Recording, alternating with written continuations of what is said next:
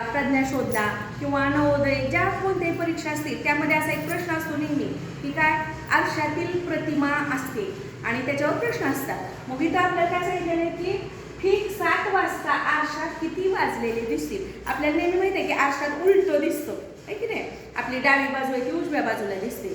मग आपण असं ते घड्याळाची कल्पना करतो, त्याच्यामध्ये मग आता 7 वाजले म्हणजे इकडं काटा आहे तो इकडं दिसणार अशी म्हणजे आपल्याला वेळ जातो त्याच्यामध्ये एखादा मिनिट जातो। तर त्याच्याऐवजी काय करायचं, आपला वेळ वाचवण्यासाठी एक सोपी ट्रिक वापरायची।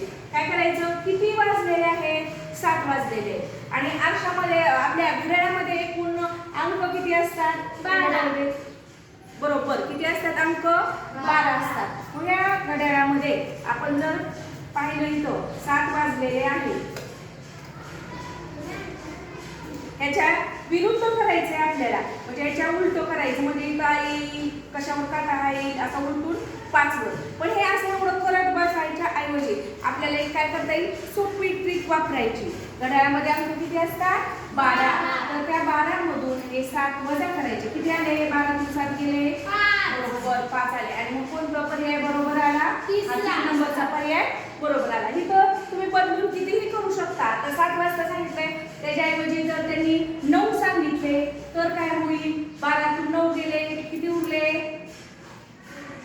12 तून 9 गेले किती उरले, 3।